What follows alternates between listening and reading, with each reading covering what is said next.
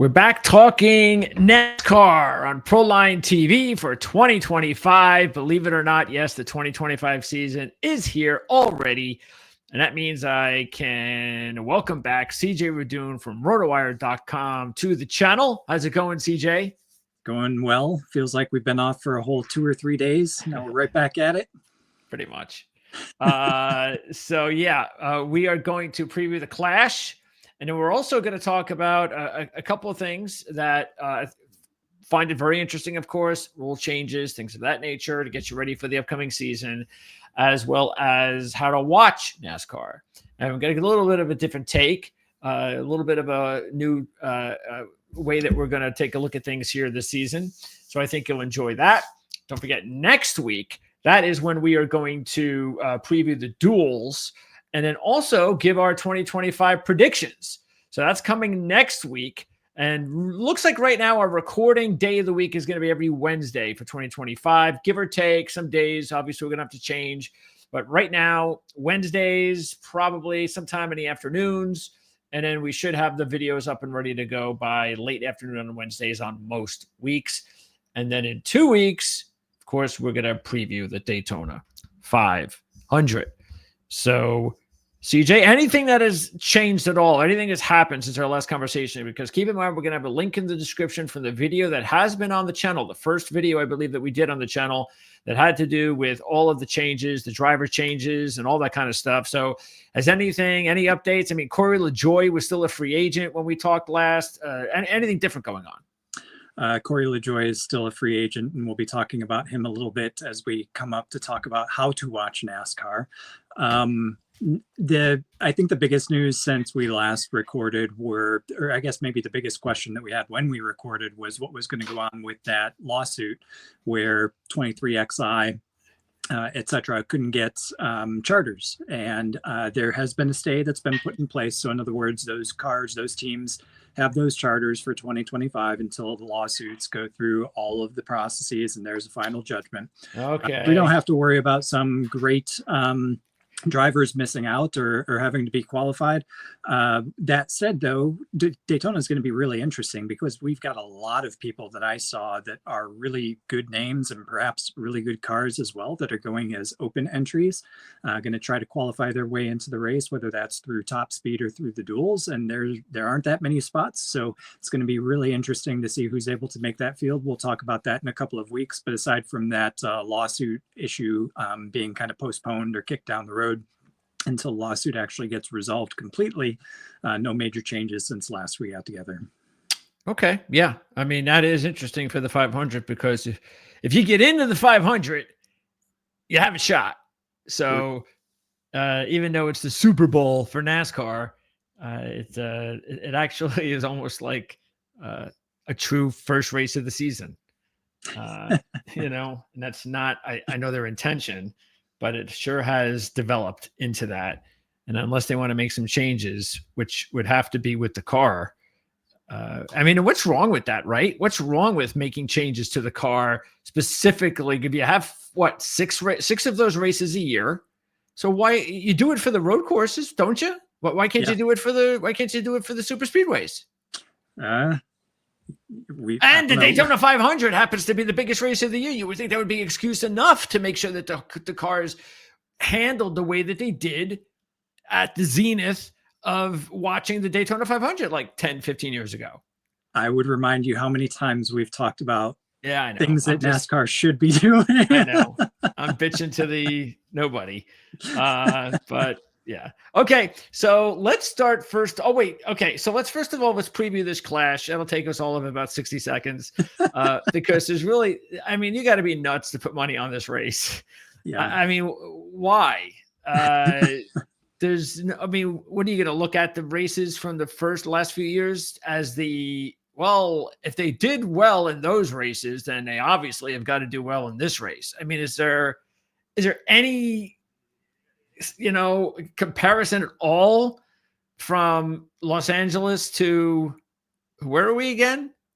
Bowman Gray Stadium in North Carolina. So yeah, there are differences. However, they're both quarter mile tracks. They're both flat quarter mile tracks. Oh, I think some media outlets and NASCAR themselves are trying to play up the differences in that the turns at Bowman Gray are tighter than they were at the Coliseum, and the Coliseum had banking 2.5 degrees, well, which is then there you basically go. flat. For anybody that watched those races, tell me that you noticed that there was banking in the turns, because I sure did not. There's no banking at Bowman Gray. The only difference really is that Bowman Gray had been on the NASCAR calendar before. They did 29 Cup Series races. Last one was in 1971. You had people like Richard Petty, Bobby Allison, David Pearson, etc., Junior Johnson. Some of the greats of the sport have raced and won there. It's a historic track for NASCAR, but at the end of the day, it's a quarter mile flat oval, just as the LA Coliseum was. I think the biggest difference that teams are going to find is that the pavement at Bowman Gray is permanent, whereas the pavement in LA was laid down like 2 or 3 weeks before. So I think you get a little bit more consistency in the pavement at Bowman Gray, and I think you'll be able to predict how your tires wear a little bit more.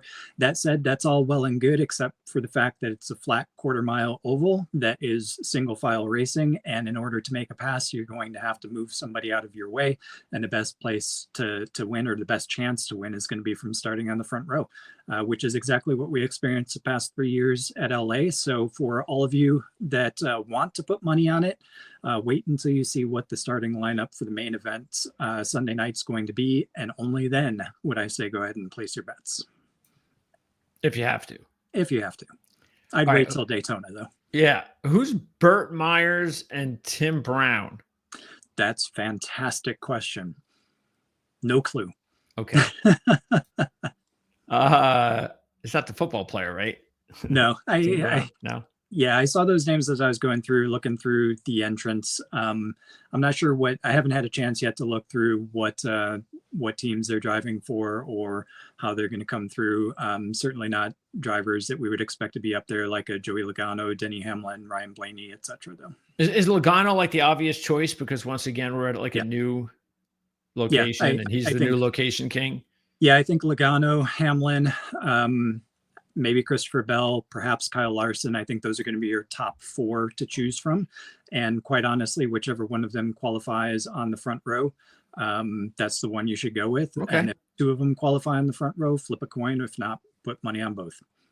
Yeah. Or just save your money, just wait till Daytona. Yeah, unless you have money to burn. Okay, let's and look, this is coming out when, by the way? When's the race? The qualifying heats are going to be Saturday night, and then the last chance qualifier and the main event are Sunday night. Sunday night. Why? Is there a holiday on Monday? Of course not. Sunday night. Exactly right. Okay. I don't know. Yeah. Okay. So let's now get the hell away from this race and talk about more important things. And that is the new rule changes for the upcoming season, and also how to watch NASCAR this season. And we are going to check out a video, 2 videos actually. The first one, and both of them are produced by the same person. And we all know, we've mentioned him many times on this program because he definitely has the best NASCAR coverage of any independent NASCAR channel in my mind. And that is Eric Estepp. So let's go ahead and see what Eric has to say, because we have not watched these videos. Okay, so that's the important thing you have to remember. You have to keep in mind here. We're going to react off of, for the first time. We saw that Eric had produced these videos over the last few weeks, and instead of watching them and using it as research information, like I've done many times among other places and things, just felt, hey, why not just let's just watch it now and see what he has to say, and maybe there'd be some good. I'm sure there's going to be some good information, and we can talk about it. So let's go ahead and first of all go over the major rule changes and see what Eric has to say here. Who are you, Eric? Where the heck's the place thing? There it is. Let's talk playoff waivers. That was a fun conversation back in May, right? Now NASCAR says If a playoff waiver is granted for missing a race, the driver will forfeit all current and future playoff points earned prior to the playoffs and will start the playoffs with a maximum of 2,000 points. Exceptions to the forfeit of playoff points includes medical reason, driver, birth of a child, family emergency, etc., and age restrictions. So this means if this rule had been in place in 2024, when Kyle Larson chose to skip the Coca-Cola 600 to race in the delayed Indy 500, NASCAR granted him that waiver, which would have allowed him to still race his way into the playoffs. But under this rule, Larson would have forfeited all of the playoff points he had earned up to that point and any playoff points he may have earned after the fact. So, wow, playoff waivers just became much less powerful. That makes a lot of sense, doesn't it? I think it does. Yeah. We talked a lot about Kyle Larson and his decision whether to stay at the Indy 500 or move over and leave effectively to get to the 600 and the implications on that. In fact, I seem to recall waiting at least a week until NASCAR made their decision as to whether or not he would actually get a waiver for that. The only thing that concerns me is that we should basically call this the Kyle Larson rule. Because that's what's prompting it. Let's be honest. If anybody wants to try to do both races, then they've got to make sure that they're back in time. And NASCAR is basically putting their foot down and saying that we expect you to put our series first if you're a full-time competitor and you're going for the championship, which I absolutely get.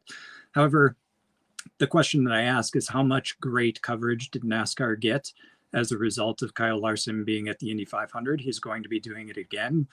Should we be encouraging more drivers to be able to do the historic double? I think that gets a lot of media attention and a lot of souvenirs and a lot of fan attention, all of which is great for both series. So I think you'd want to figure out a way to encourage that. That's the only problem I have with it. However, yeah, I think it's the right thing to do. Certainly NASCAR asserting their dominance as they want to be the primary focus of all of their drivers, which I completely understand. Now, again, they reiterate if a driver is injured, if that's why they're out of the seat and have to miss time, this does not apply. One waiver exception that's not listed is suspensions. So if you get suspended for right-rearing someone, intentionally crashing someone, you could stand to lose all of your playoff points, it appears, based on this rule change. Whew.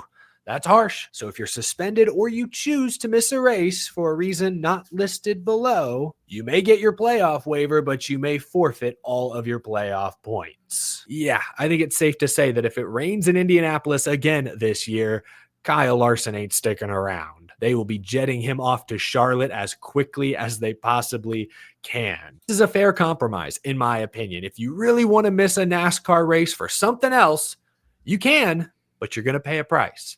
I actually think this is fair. Maybe that's a hot take. These next couple of rule changes, I believe, are a response to what happened at Martinsville in November when Chevrolet and Toyota attempted to manipulate the finish of the race to get their drivers into the championship four. NASCAR says today, verbiage around the 100% rule is replaced with a focus on manipulating the outcome of an event/championship. The rule now reads, any competitors who attempt to manipulate the outcome of the event or encourages, persuades, or induces others to manipulate the finishing positions of the event shall be subject to a penalty from NASCAR. I'm not sure this is any less vague than the old artificially alter description. NASCAR also fulfilled their promise of including manufacturer penalties into the rulebook. NASCAR writes, rules violations by an OEM may result in a loss of manufacturer's points and or loss of wind tunnel hours and or loss of RCFD runs. So what do you think? I mean, this is this any more different? Like, how do you feel any more confident that if this happens again, that they're not going to get away with it? I completely agree with what he said. It is absolutely no more specific. In fact, I would say it is intentionally more vague in order to give NASCAR the leeway to be able to assess to manufacturers or teams, drivers, penalties should they do something that affects the outcome of the race. And 100% the result of what we saw in Martinsville. I think that, we talked about that a lot. Racing is racing. That was within its rules, and the manufacturers have just as much, if not more, incentive to make sure that their cars, their drivers make the playoffs or advance or whatever the case may be versus those that do not. So I think by making it more vague with this language and inserting the word manipulate, it's up to NASCAR's discretion, right? Because you could say 100%, but oh yeah, I was giving 100%, and you can see my tires slid a little bit when I got into the turn, and I braked. Manipulation makes it more vague, and it puts it at the discretion in the hands of NASCAR for them to make the call that they think that they need to make. My only concern with this, again, is that look who you're putting it in the hands of, and that's NASCAR. And how many times have we talked about inconsistent and unclear calls from NASCAR? Okay. Penalties will be assessed for a violation. There's some other fine details in here, but one more big rule change that is worth talking about in this instant reaction video is something called the open exemption provisional. NASCAR says, similar to a promoter's provisional used in short track and dirt racing, the open exemption provisional guarantees a starting position for world-class drivers who enter a NASCAR Cup Series race. Whoa, and they clarify, this isn't like a spot in the 40-car field. No, this could be like a 41st position on the grid, potentially. They say if the OEP is used, the driver/car owner will not be eligible for race points, playoff points, prize money, or any tiebreaker benefit of finishing position. So that's how they're able to add a 41st car, for example, to the grid. It's not siphoning any prize money away from the other 40 entries. This is wild, and I can't wait for future debates on what drivers qualify as world class. NASCAR says criteria for approval will be on a case-by-case basis, with prior racing resume a significant contributor. Full-time NASCAR drivers are not eligible. A race team must request the provisional 90 days prior to an event. Okay, so this just seems like something that really is not that big a deal. Is this more for just marketing the sport that they want to bring in? 100%. And if you look at what I was talking about with Daytona this year, all the provisionals, open entries that are coming that don't have the charters that are going to have to race their way in. You've got 4-time Indy 500 champion winner Helio Castroneves coming. What if he doesn't make the race? It'd be great for NASCAR to have him there. It'd be great for the teams to have him there, the manufacturer, etc. A lot of publicity. Again, it's like the inverse of what we just talked about with Kyle Larson being at the Indy 500 versus the Coke 600. Plus, I think that with NASCAR seeing what Trackhouse and some other teams have done, bringing people like Shane Van Gisbergen, others, I'm trying to think of others off the top of my head, and they're escaping me. Kimi Räikkönen might be one. Juan Pablo Montoya. Montoya is another one. Didn't he race in one of the races last year again? Yep. So all of those drivers coming in, should they not be able to qualify, this gives NASCAR the opportunity to say, thank you for coming. We appreciate you being here, and we recognize that you draw fans, so we'll let you race. From the Daytona duels, for example. But if it means more Helio Castroneves' attempt NASCAR races, I'm here for that. I'm trying to find confirmation online. Jeff Gluck says here that Helio is in the Daytona 500 as a result of the OEP, but I don't know if he's reading the same rule I am. Maybe we're just interpreting it differently. Oh yeah, no, here it is. Bob Pocker says NASCAR confirmed Helio Castroneves will have a guaranteed spot for the Daytona 500. So yeah, I don't love that. I guess this is the caveat. I can't have it both ways. I want the competition. I want the duels to matter. I want that pressure, but I also want people like Helio Castroneves to compete in the Daytona 500. I did not watch this video in advance. Yeah. So, well, that's why you're our analyst. So anyway, yeah. Why not? I mean, it shouldn't affect it. And if he's actually in contention somehow, which could happen. He's right. The question of it is really the competitiveness in the duels. So if Castroneves is a 4-time Indy 500 winner, is guaranteed a spot through the open provisional, how hard is he going to go in the duels, knowing that he's got a spot? And I think at times the duels can get pretty quiet and boring, and the real race happens around that transfer position, the person that's going to make it in and the person that is not. And that's where I want to see the excitement. It's a shame not to see Helio Castroneves potentially in that position and see what he'd be able to do as a driver of his caliber to get in versus some of the others. So we'll have to see how it plays out. Again, I did not watch this video in advance, but it feels like our brains are mentally connected in some form or fashion. All right. Now, how to watch NASCAR this year. I didn't realize this was going to be a thing. I know we had talked about it and it was coming down the road, and I guess we're here. And look, it was necessary. They needed to get a little bit more modern and make it a little bit easier to communicate with the fans, use the technology that's available today. So let's see. I'm almost a little afraid to see what's going on here, but let's check it out. 10-year media rights deal. A deal that not only includes Fox and NBC, but also new networks, the return of an old friend, the sport's first venture into the streaming world, and a brand new in-season tournament. Oh, yeah. With the 2025 season just days away. Oh, no, that thing is coming. What is that? Do we know what that's about? We do. They've given some parameters about it. It's basically an in-season bracket knockout kind of challenge to get to not an in-season champion. I don't even know what to call it. More like a tournament winner. It's a way to spice up those races in the middle of the And what do they make, extra money or something? Yeah, they're going to get some extra money, some extra prize money, and some bragging rights certainly as a result of that. No points though. Maybe you have, I'm not sure. I don't think it has to do with points. I think it's just fun. And then you know, it could potentially, depending upon where drivers are and where teams are in the season, both as well as in the playoff bracket or not the playoffs. I don't even know what to call it, the tournament bracket, whatever. Maybe they make different strategy choices in a given race than they otherwise would have, which kind of spices up that race. So sort of like stages, right? Yep. Exactly right. All right. Here's what fans need to know about where they can watch the premier stock car racing series this season. To know. The Craftsman Truck Series enters its 31st season and will once again be exclusively broadcast on the Fox family of networks. The season begins at Daytona on Valentine's Day, February 14th, FS1. Some surprise additions to the schedule include Rockingham on April 18th. No NASCAR series has raced at the Rock since 2013. Fun fact, that was Kyle Larson's first NASCAR National Series win. The Truckers will also race at Lime Rock Park on June 28th on Big Fox. That's one of 3 truck races shown on Fox this year, with the rest of the schedule on FS1.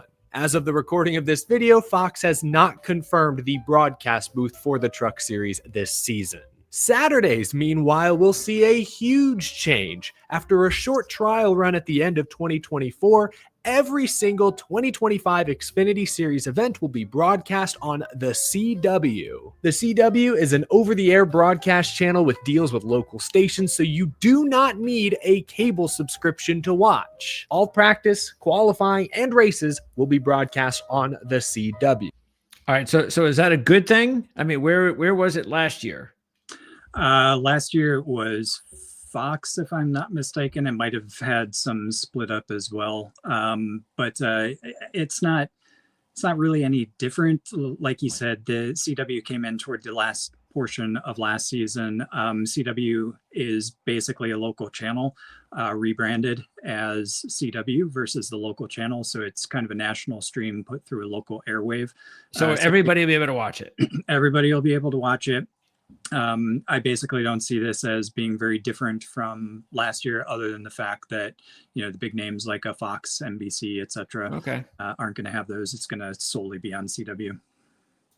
However, there is a catch. Because they deal with stations at the local level, there is no guarantee that every local station will show every Xfinity Series race. The CW has deals with the ACC, Pac-12 football, which in the fall could overshadow some Xfinity Series broadcasts. The CW website says you can stream all Xfinity Series races online, the day after the live event. So pay close attention. Day after.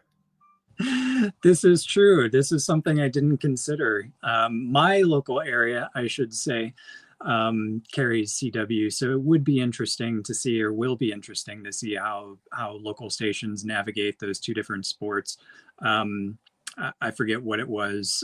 Over the weekend, I was trying to watch the Premier League game on USA Network, and they delayed the showing of the Premier League game for college basketball that was in an overtime situation. It wasn't even two really good teams. Yeah, of course. So halfway through the first half, we ended up getting to our soccer. I wonder if and there was no option for you. No option. I could not stream the Premier League game through Peacock because it was being shown only on USA. I could stream it on Peacock the day after, probably, and I have the day after. I have a feeling we're going to have a lot of upset Xfinity fans through this year as that reality sets in. I don't understand the day after. I don't understand that. Why can't you just play it? Got me. I have no idea. Attention to your TV guide. Maybe call up your local CW station and let them know you want to see cars going in circles, not this football fad.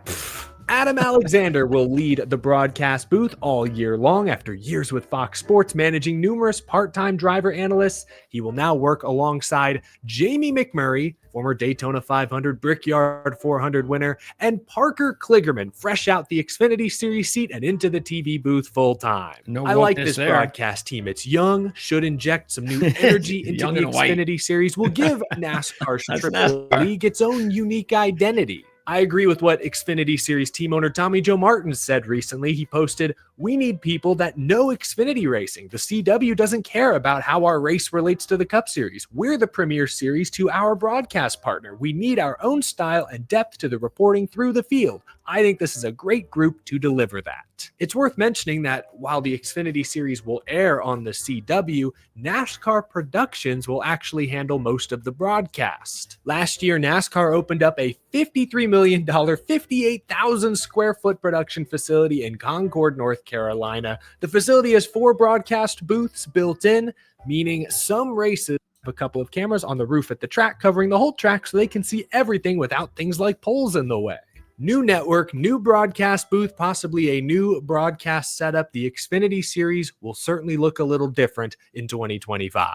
Now for the premier NASCAR Cup Series, and I suggest you start taking notes. Cup races will be broadcast in 7 different locations throughout the year. Fox and FS1 coverage will be anchored by the incomparable Mike Joy, with Clint Boyer returning for his 5th year and Kevin Harvick entering his sophomore season in the booth. Big changes. NBC and USA are bringing back the sunshine with Lee Diffie, driver analyst More Jeff white Burton, guys. and the crew chief Steve Letarte. Enter Amazon Prime Video, built around fan favorite Dale Earnhardt Jr., Another white flanked guy. by veterans Adam Alexander and once again Steve Letarte. Once again, this why not? trio Bring will him on. stay busy as they will also Not even a commentate chick. races for TNT and Max. Shout out to Double A putting in that work this year. Still taking notes? Good, because this will be on the final. The Cup Series season begins on February 2nd. Fox will broadcast the season opening clash at Bowman Gray Stadium. Then, of course, Fox will broadcast the 67th annual Daytona 500. Fox will then broadcast the next race at Atlanta, but where can we find practice and qualifying? I'm glad I have Amazon Prime. That's Don't right. have to worry about Amazon buying Prime Video will be streaming practice and qualifying for all Cup Series races the first half of the season, minus Bowman Gray, the Clash, Daytona 500, and the All-Star Race. Those practice and qualifying sessions will still be on FS1.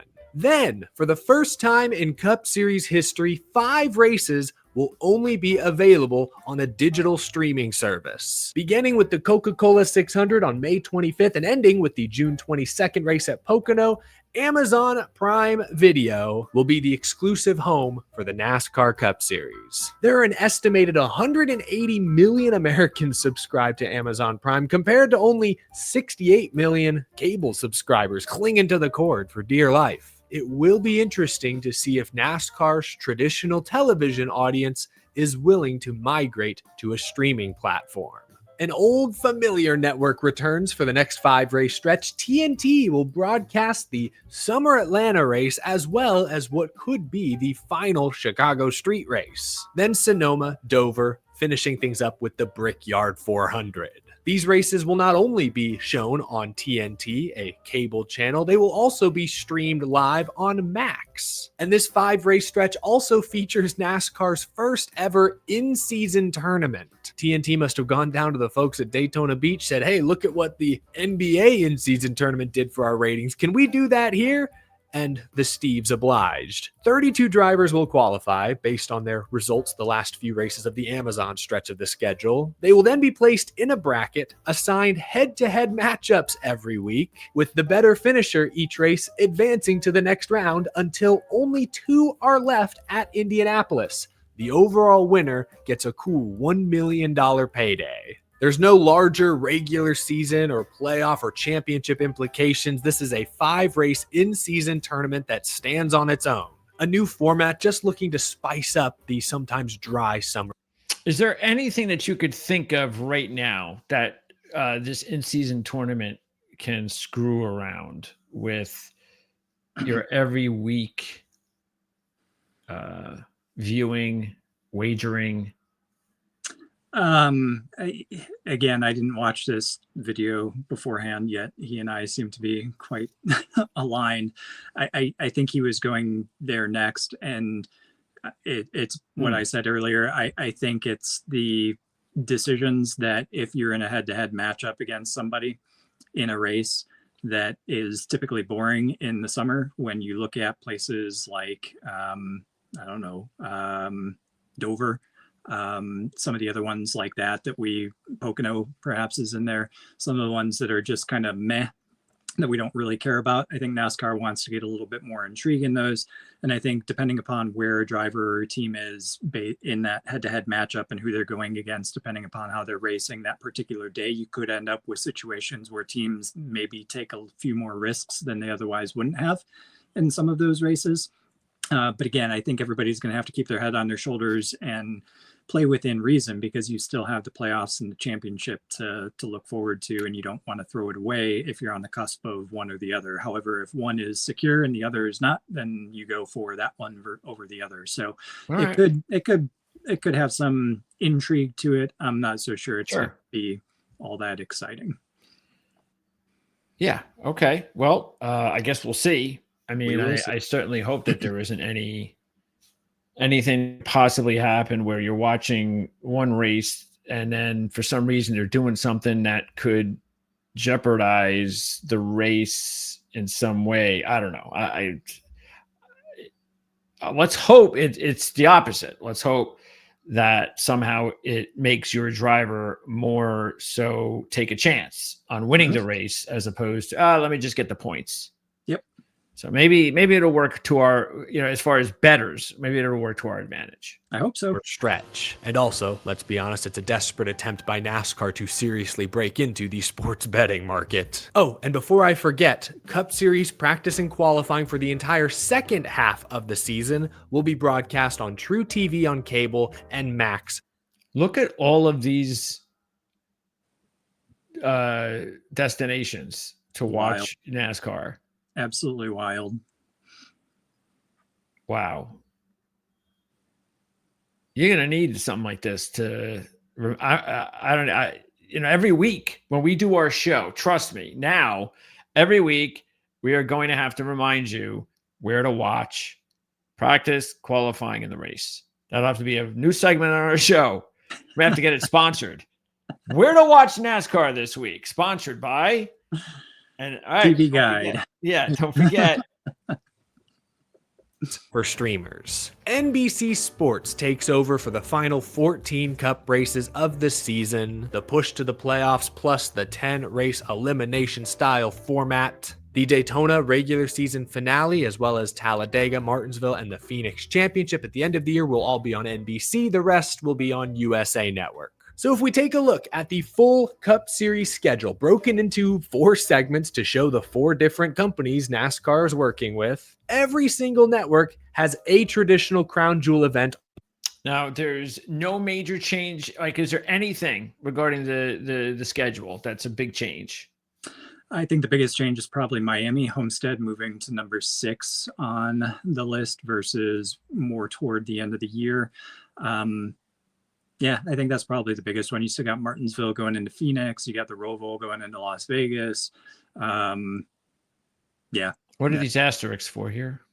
Oh, in-season tournament. Okay, so the in-season tournament's going to be this is going to be right after Prime, I think he said. Yeah, looks like the TNT races have the tournament, the 5 TNT Max races. Okay, yeah, and of course, this is the one we are hoping at some point that they are not corrupt or dumb enough. At some point. Right now, they should have already been thinking about this months ago, that this needs to be the championship race as soon as possible. Homestead. Has to be. So. Best track out there. Most entertaining. I mean, we didn't like it that they're still going with Phoenix this year. I'm willing to give them the benefit of the doubt. Schedule was in, whatever. You can't tell me this again next year. You just can't. Then again, you're either dumb or corrupt. So I don't know which one I choose, but I'll leave that up to you. You let us know. Comment section. Dumb or corrupt? On their schedule. Fox gets Daytona 500, Prime, the Coke 600, TNT, the Brickyard, and NBC has the Southern 500 at Darlington. Also, every single network has at least one other marquee event to sell to their audience. Fox has the Clash and the All-Star Race. Prime gets the first Mexico City. Fox has the Clash. The marquee event. Yes, this is a marquee event. The Clash. Oh, I'd rather watch the worst track in NASCAR over and over and over again than be subjugated to watching the Clash. I mean, you could make the Clash interesting and exciting, but NASCAR just chooses not to. Cup Series event. TNT has the Chicago Street Race, and NBC has that Daytona regular season finale, and of course, the championship race. I hope your pen hasn't run out of ink. I know we just went over a lot. It's complicated, for sure. If it wasn't, I wouldn't be making this video right now. NASCAR's goal when putting together this TV. All right, I think that's about it. What is this? We thank you for making that video because we need the help too. Yes. Opportunities. For example, Amazon Prime has never marketed NASCAR before, but now I've seen commercials during Thursday night football games. TNT hasn't covered NASCAR in years, but now they have this shiny new in-season. Associated practice and qualifying sessions will be broadcast across Bell Media's linear and digital platforms, including CTV, TSN, USA Network, and TVs. And Tubi, which is now owned by Fox, seems to be leading the way. They recently reported 97 million active monthly users. NASCAR recently said that this new channel will broadcast the upcoming Hall of Fame ceremony live, will also re-air classic races, will show race replays from the current season, and they say fans can also expect timely original content like NASCAR Daily with Shannon Spake and race highlights, as well as fan favorites like Radioactive, Refuse to Lose, and Hall of Fame biographies. Again, NASCAR putting that $53 million facility to Tubi. Have you ever heard of Tubi before? Yeah, Tubi is a streaming app that you can get on Roku or something like that. Yeah, most of your in-week commentary shows appear to be on there. I think what you're seeing is NASCAR trying to follow the lead of WWE. WWE has their own production. They do their own production regardless of where the show goes. You've got Raw. Took them this long to figure this out? Moving over to Netflix. So NASCAR kind of trying to follow that model from what I can tell. So maybe putting their toes in the water in a few of those areas, and whatever works, probably try to take it on that direction in the future. So we'll see how it all plays out. All right, so there you go. Again, we'll have links in the description as well in case you haven't watched these videos in full, so you can check them out. And then, of course, you'll know how to subscribe on Eric's channel if you haven't already done that. And we also, of course, hope you will subscribe here because we're going to be here all season long. And I will begin the season with the qualifying videos I did last year. I just want to warn you though, last year. Do you know where to watch qualifying? Yeah, well, I have to check. It's on the video. So I will figure out a way to at least give it a try, because keep in mind, we have really good traffic from it in the beginning. And then there was a lot of changes. And I know the hurricane came, and then I came back, and it was football season. And all of a sudden the numbers started to drop. So I'm not going to be doing qualifying videos on Saturday if we're not getting enough traffic. So hopefully it was more of just a seasonal thing, and it sort of went down football season. That's what I'm hoping for, but we're going to give it a try. Just don't want anybody to get their hopes up if the traffic isn't there. And I don't do it all season, because I've got only about 98 other things I've got to do every week. And having to do that on a Saturday is time consuming, but I am definitely willing to do it. And I want to do it if the traffic and the need for it is out there. So other than that, of course, you can catch us like I said, hopefully mostly every Wednesday. We'll try to add some live programming in there as well.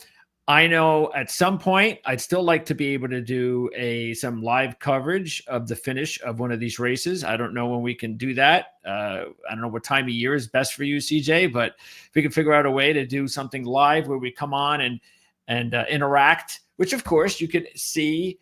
If you miss it live, you could just see it, and we'll post it shortly after, and you can watch it whenever you want to watch it. Obviously, we can't broadcast the event while it's going on, but that's the whole idea. That's what they do on Patreon. That's exactly how you watch movies, TV shows, along with the reactioner. That's what you have to do. They watch it, you turn on your show, and you watch it at the same time. It's the same concept. So hopefully CJ and I'll be able to do that at least a couple times this year. We'll try to get our schedules together. And other than that, again, link in the description so you can check out CJ's weekly reports. When is your first report coming out? First report's going to be out at the end of this week, hopefully by Friday, for DFS daily DraftKings preview, basically, for the Clash. And then I'll have another one prior to the duels next week. And then we'll have one final one before the Daytona 500, before we kick in with the barometer. And those will all be on rotowire.com. And we'll make sure that you've got the link down below these videos. Absolutely. And so that's going to do it for our first show of 2025 on Proline TV. Don't forget, too, that you can check out whatever kind of fan you are. We got horse racing. We've got some hockey coming up as well. We've already done some. We're going to do some more this week. Football, obviously. And then golf, too. So F1 is coming, but not for what? Another 2 months? Mid-March. I think the first race is March 14th, if I'm not mistaken. Okay, so we're still a little bit less than 2 months away before and obviously we'll let you know exactly when we're going to gear up for that. So that's going to do it here. Let us know what's on your mind. Let us know if there's anything that you want us to do, any questions, comments at all. The interaction, always looking forward to that. And that's going to wrap it up. So for CJ Radune, I'm Greg DePalma. We'll see you next time.